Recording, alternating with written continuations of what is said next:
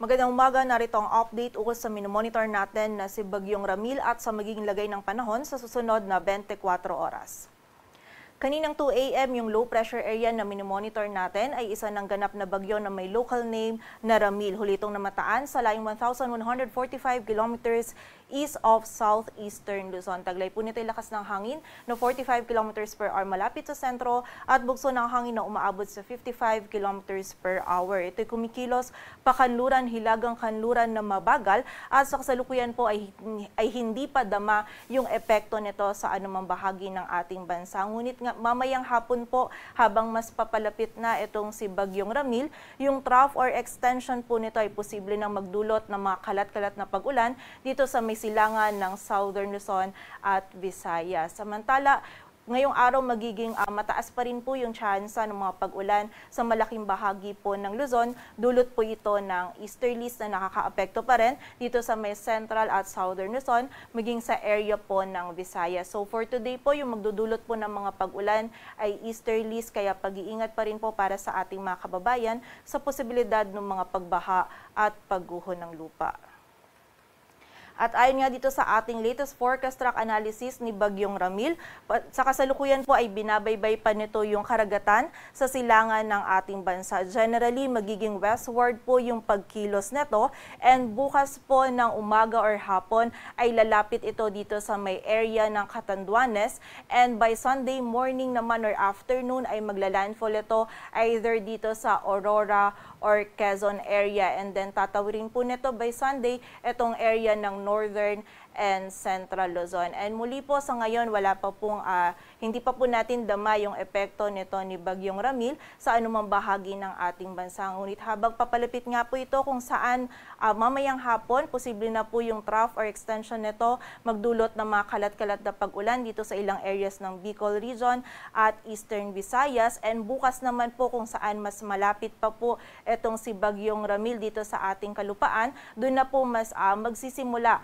na maramdaman po natin yung direct effect nito most likely dito po sa may Southern Luzon, Visayas area. And then by Sunday naman, habang ito ay patungo naman dito sa may area ng either Aurora or Quezon, ay mas mararamdaman na din po natin yung direct effect nito dito naman sa area ng Northern and Central Luzon. So expect po natin, no, may mga malalakas na hangin po and mga pag-ulan na mararanasan yung malaking bahagi ng Northern and Central Luzon, maging yung silangan din po ng Southern Luzon at Visayas over the weekend. Kaya po pag-iingat at paghahanda para sa ating mga kababayan. And also, hindi rin po natin inaalis yung possibility na magkaroon pa ng mas southward shift or maging mas mababa pa yung track nito ni Bagyong Ramil. Kapag po naging mas mababa pa yung track nito ni Bagyong Ramil, posible pong magbago yung ating landfall area or magiging dito po sa area ng Southern Luzon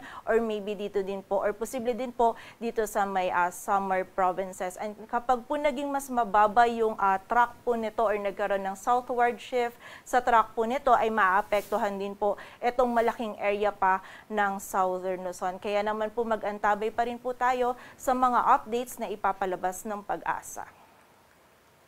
Sa kasalukuyan po, meron na tayong nakataas na wind signal number 1 dito sa may easternmost portion ng Quezon, maging dito sa Camarines Norte, Catanduanes, sa may area din ng Camarines Sur, Albay, northern and eastern portions ng Sorsogon, maging dito din sa may eastern portion ng Northern Samar. So paalala po para sa ating mga kababayan, for now hindi pa po nararamdaman yung malalakas na hangin na dala po ni Bagyong Ramil dahil ito pong wind signal natin ay meron tayong lead time na 36 hours. Ito po ay para makapaghanda yung ating mga kababayan. So most likely po, mararamdaman po natin yung mga malalakas po na hangin na dala nito bukas dito po sa mga areas na ito. And habang mas papalapit po itong si Bagyong Ramil, madadagdagan pa po yung areas natin under wind signal. Highest possible po natin na maaring itaas ay wind signal number 2, but hindi pa rin po natin inaalis yung possibility na kapag nag-intensify pa into a severe tropical storm, itong si Bagyong Ramil, ay posible po tayong magtaas ng wind signal number 3. Kaya muli po, pag-iingat pa rin para sa ating mga kababayan, and yung ganito pong kalakas na hangin, posible pa rin po itong magdulot ng mga damages, lalong-lalo na sa mga structures na gawa sa light materials. Kaya po paghahanda para sa ating mga kababayan. Samantala, para naman po sa mga pag-ulan, bukod po sa trough nito na posible na makaapekto mamayang hapon dito sa may silangan or sa ilang areas ng Bicol Region at Eastern Visayas, bukas po mas mararamdaman na yung direct effect nito ni Bagyong Ramil. Posible na po yung 50 to 100 millimeters of rainfall dito sa Quezon, Camarines Norte, Camarines Sur, maging sa Catanduanes, Albay, Sorsogon at sa Northern Samar. Kaya muli po, paghahanda para sa ating mga kababayan, and doble ingat po sa banta ng mga pagbaha at pagguho ng lupa. And na-expect po natin by Sunday, mas malaking area pa po yung makakaranas ng mga malalakas po na pagulan na dulot ni Bagyong Ramil. Kaya naman muli mag-antabay labang po sa updates na ipapalabas po ng Pag-asa. Para naman sa lagay ng dagat baybayin ng ating bansa, wala pa po tayong nakataas na gale warning, ngunit iba yung pag-iingat pa rin sa mga kababayan natin na maglalayag dito sa may northern and eastern seaboards ng Luzon, kung saan magiging katamtaman hanggang sa maalon po yung lagay ng ating karagatan. And in-expect naman natin mamayang hapon or bukas ng umaga, posible na po tayong magtaas ng gale warning dito sa may northern seaboard ng Eastern Visayas maging sa seaboards ng Southern Luzon. At para naman sa magiging lagay ng panahon ngayong araw ng Biyernes, magiging maulap po yung kalangitan. May mga kalat-kalat na pag-ulan po tayong mararanasan, most likely simula po mamayang hapon onwards, dulot po ng trough or extension ni Bagyong Ramil. Dito po yan sa area ng Albay, Sorsogon at Catanduanes. Samantala, magiging makulimlim din po yung panahon.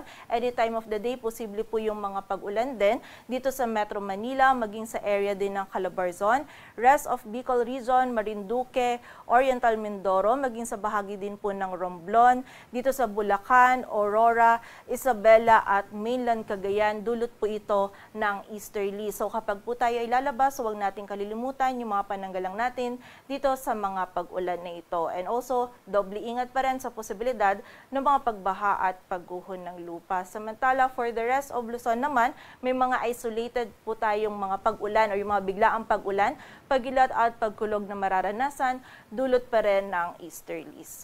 Agwat ng temperatura dito sa Metro Manila ay mula 26 to 32 degrees Celsius. Samantala, dito naman sa bahagi ng Northern at Eastern Samar ay meron din po mga kalat-kalat na pag-ulan na mararanasan. Dulot din ito ng trough or extension ni Bagyong Ramil. Samantala, for the rest of Visayas naman, magiging mataas din po yung possibility ng mga pag-ulan, pagkilat at pagkulog na dulot naman ng easterlies. And dito naman po sa buong bahagi ng Mindanao, meron tayong mararanasan pa din ng mga isolated na mga pag-ulan. Dulot ito ng mga localized thunderstorms. And during severe thunderstorms, posible pa rin po tayo makaranas ng katamtaman hanggang sa mga malalakas po na pagulan na maaari magdulot pa rin ng mga pagbaha at pagguho ng lupa, kaya naman pag-iingat pa rin para sa ating mga kababayan. Agwat ng temperatura sa Cebu ay mula 27 to 31 degrees Celsius at sa Davao naman ay 25 to 33 degrees Celsius. Dito sa Metro Manila, ang araw ay sisikat mamayang 5:48 ng umaga at lulubog mamayang 5:35 ng hapon.